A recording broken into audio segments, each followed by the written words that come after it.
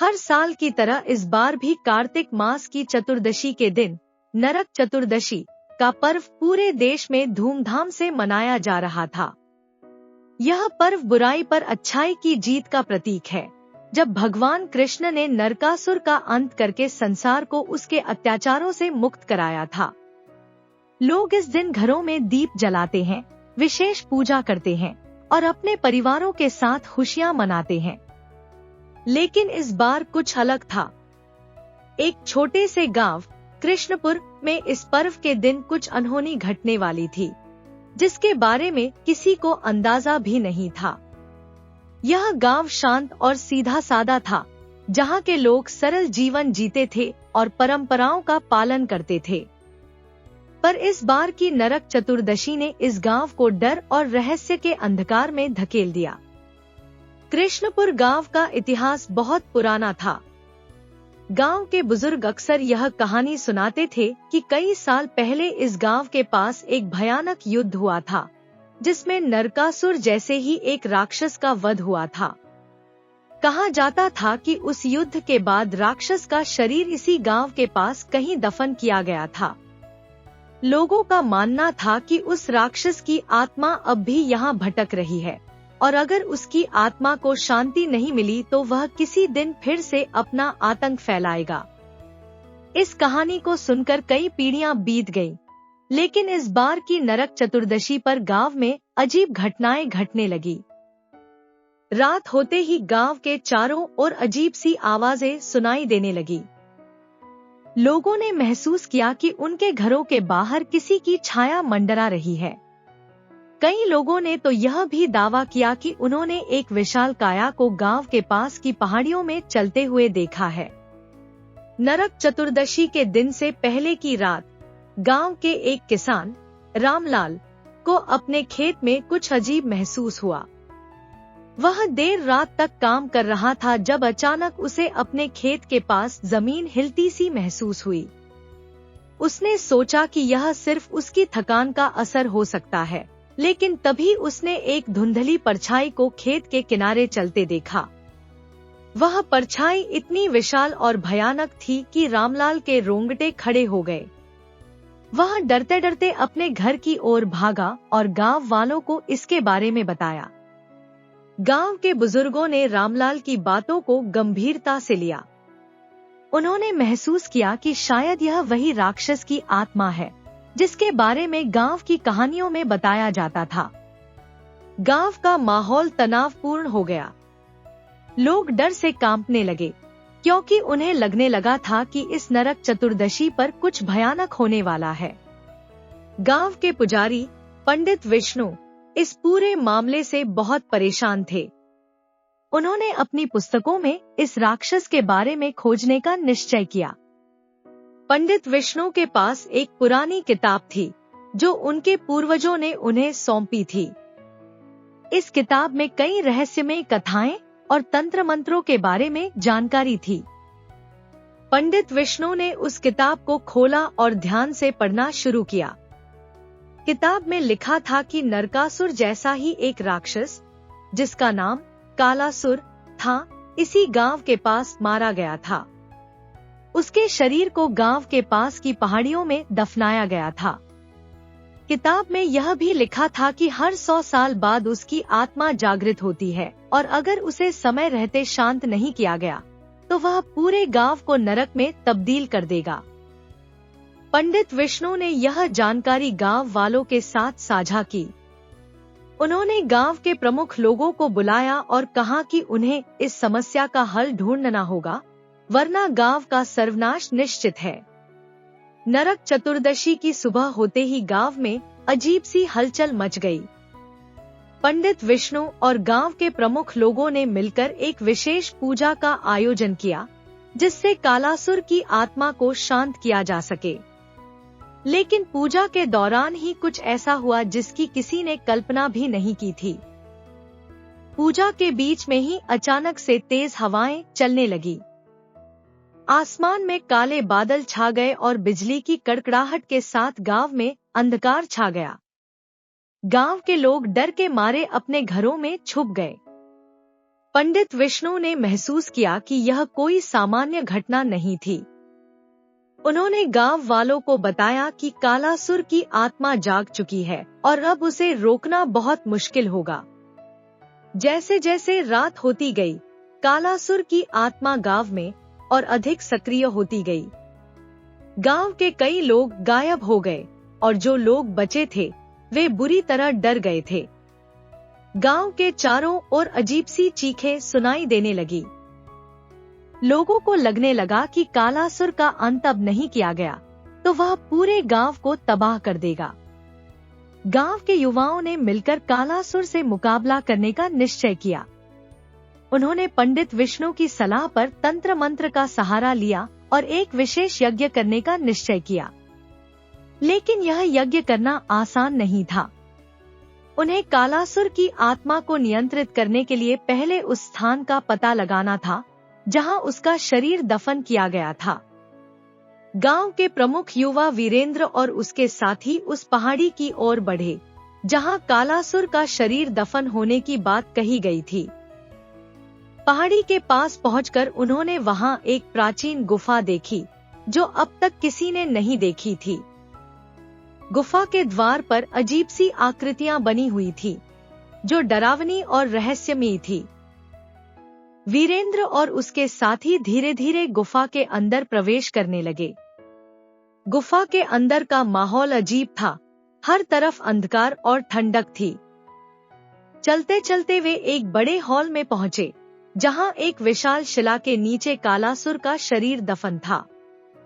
शिला पर तंत्र मंत्र के निशान बने हुए थे जो इस बात का प्रमाण थे कि किसी शक्तिशाली तांत्रिक ने इस राक्षस को यहाँ बंद किया था। वीरेंद्र और उसके साथियों ने उस स्थान पर यज्ञ करने की तैयारी शुरू की। उन्होंने पंडित विष्णु द्वारा दिए गए मंत्रों का उच्चारण करना शुरू किया। जैसे ही यज्ञ शुरू हुआ, गुफा में चारों ओर अजीब सी आवाजें गूंजने लगी। ऐसा लग रहा था मानो कालासुर की आत्मा यज्ञ को रोकने के लिए आ रही हो। अचानक से गुफा में भयंकर हलचल मच गई। शिला हिलने लगी और कालासुर की आत्मा ने अपना प्रकट होना शुरू कर दिया। वीरेंद्र और उसके साथी डरे लेकिन उन्होंने हार नहीं मानी। उन्होंने यज्ञ को पूरा करने का निश्चय किया, चाहे कुछ भी हो जाए। यज्ञ के अंत होते ही कालास की आत्मा जोर से चिल्लाई और एक भयंकर आवाज के साथ विलीन हो गई। गुफा में फिर से शांति छा गई। वीरेंद्र और उसके साथियों ने राहत की सांस ली। कालासुर का अंत हो चुका था और गांव अब सुरक्षित था। कालासुर के अंत के बाद गांव में फिर से शांति और खुशहाली लौट आई। गांव के लोग वीरेंद्र और उसके साथियों को धन्यवाद देने लगे, जिन्होंने अपने साहस से पूरे गांव को नरक में बदलने से बचा लिया।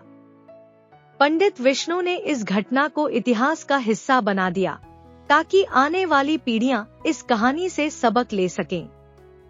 कालासुर के अंत के बाद गांव में शांति तो आ गई थी, लेकिन वीरेंद्र और उसके साथी कुछ अजीब महसूस कर रहे थे। वे समझ नहीं पा रहे थे कि आखिर क्यों इतनी भयंकर आत्मा का अंत इतनी आसानी से हो गया। गांव के बुजुर्गों और पंडित विष्णु ने भी कालासुर की ताकतों के बारे में जो बातें कही थी वो उससे मेल नहीं खा रही थी। उन्हें लगने लगा कि इस घटना के पीछे कुछ और गहरी साजिश छिपी हो सकती है। वीरेंद्र ने अपने साथियों से बात की और तय किया कि वे इस गुफा और कालासुर से जुड़ी असल सच्चाई का पता लगाएंगे। उन्होंने पंडित विष्णु से फिर से मिलने का निर्णय लिया और उससे कुछ सवाल पूछने का मन बनाया।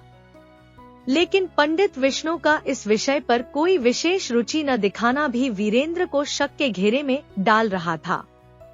वीरेंद्र और उसके साथी पंडित विष्णु से मिलने गए और उससे कालासुर की आत्मा और गुफा की असलियत के बारे में और जानकारी मांगी।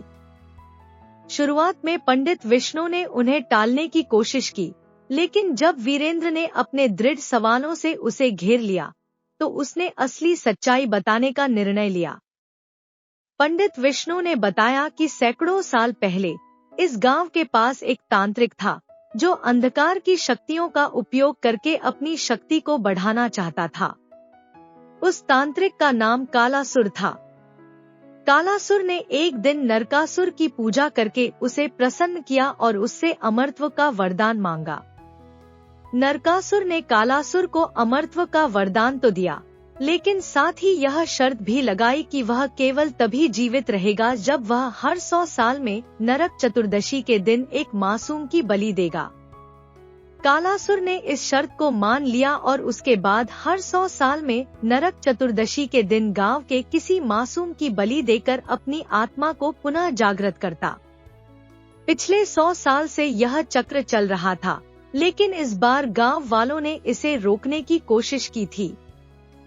हालांकि इस बार भी कालासुर ने बलि का आयोजन किया, लेकिन वीरेंद्र और उसके साथियों की बहादुरी के कारण उसकी योजना विफल हो गई थी। वीरेंद्र और उसके साथियों ने महसूस किया कि पंडित विष्णु इस घटना के बारे में पूरी तरह से जानता था, लेकिन उसने गांव वालों को अंधेरे में रखा। पंडित विष्णु और कुछ अन्य शक्तिशाली लोग कालासुर की ताकतों का इस्तेमाल अपने स्वार्थ के लिए करना चाहते थे। कालासुर की आत्मा को जागृत करके वे अंधकार की शक्तियों से अधिक शक्ति पाना चाहते थे। पंडित विष्णु ने खुद को इस योजना से निकालने की कोशिश की, लेकिन वीरेंद्र और उसके साथियों ने फैसला किया कि वे गांव वालों को इस षड्यंत्र के बारे में बताएंगे। उन्होंने तय किया कि वे इस बात को हर किसी तक पहुंचाएंगे, ताकि गांव वाले एक बार फिर कालासुर की ताकतों का सामना कर सकें और उसे हमेशा के लिए खत्म कर सकें। वीरेंद्र और उसके साथियों ने गांव के प्रमुख लोगों को इकट्ठा किया और उन्हें पूरी सच्चाई बताई। गांव वाले पंडित विष्णु और अन्य षड्यंत्रकारियों की साजिश से बहुत आहत थे। उन्होंने तुरंत फैसला किया कि वे कालासुर और उसके अनुयायियों का अंत करने के लिए एक बार फिर से तैयार होंगे। वीरेंद्र और उसके साथी जानते थे कि इस बार का युद्ध बहुत कठिन होने वाला है। कालासुर अब भी अपनी पूरी ताकत के साथ वापसी करने की तैयारी में था और उसके अनुयायियों ने भी उसे इस बार और अधिक शक्तिशाली बनाने की योजना बनाई थी। वीरेंद्र ने गांव के सभी लोगों को एकजुट किया और एक विशेष रणनीति तैयार की, जिससे वे कालासुर की आत्मा को हमेशा के लिए नष्ट कर सकें। नरक चतुर्दशी का दिन फिर से आ गया। कालासुर की आत्मा ने गांव के पास स्थित गुफा से अपना जागरण शुरू कर दिया था। इस बार उसकी शक्ति पहले से कहीं अधिक थी। वह धीरे धीरे गुफा से बाहर निकलने लगा और गांव की ओर बढ़ने लगा। उसकी भयंकर गर्जना से पूरा गांव कांप उठा। वीरेंद्र और उसके साथियों ने गुफा के पास पहुंचकर यज्ञ और तंत्र मंत्रों का आयोजन शुरू किया। उन्होंने पंडित विष्णु की पुरानी किताब में से विशेष मंत्रों का उच्चारण करना शुरू किया, जिससे कालासुर की शक्ति कमजोर हो सके। लेकिन कालासुर की आत्मा इतनी ताकतवर हो चुकी थी कि मंत्रों का असर उस पर कम हो रहा था।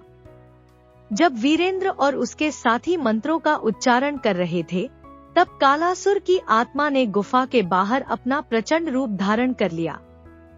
उसकी विशाल आकृति आसमान तक फैली हुई थी और उसकी आंखों में अंधकार की शक्ति चमक रही थी। वीरेंद्र को समझ आ गया कि इस बार उसे खत्म करना इतना आसान नहीं होगा। तभी वीरेंद्र के मन में एक विचार आया। उसे याद आया कि पंडित विष्णु ने बताया था कि केवल मासूम की बलि से ही कालासुर की आत्मा को शक्ति मिलती है। लेकिन अगर कोई स्वेच्छा से अपने प्राण त्याग कर बलिदान दे, तो कालासुर की आत्मा को शांत किया जा सकता है। वीरेंद्र ने यह निर्णय लिया कि वह खुद इस बलिदान के लिए तैयार होगा। वीरेंद्र ने अपने साथियों को इस निर्णय के बारे में बताया। सभी साथी चौंक गए, लेकिन वीरेंद्र का निर्णय अडिग था। उसने कहा कि अगर वह अपने प्राण त्याग कर गांव को इस नरक से बचा सकता है, तो यह उसका कर्तव्य होगा। वीरेंद्र ने यज्ञ के सामने जाकर अपने प्राणों की आहुति दी। जैसे ही वीरेंद्र ने बलिदान दिया, गुफा के चारों ओर एक तेज प्रकाश फैल गया।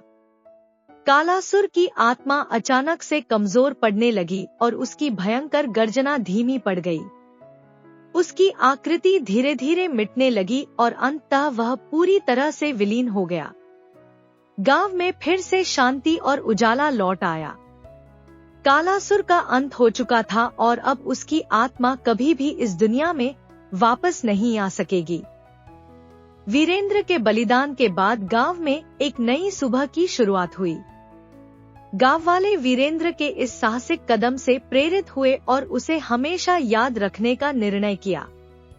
उन्होंने वीरेंद्र की स्मृति में गांव के मुख्य मंदिर में उसकी प्रतिमा स्थापित की और हर साल नरक चतुर्दशी के दिन उसकी पूजा की। पंडित विष्णु और अन्य षड्यंत्रकारियों को गांव से बाहर निकाल दिया गया। गांव वालों ने मिलकर गांव की सुरक्षा और विकास के लिए नए नियम बनाए ताकि भविष्य में ऐसी घटनाएं कभी न हो सकें।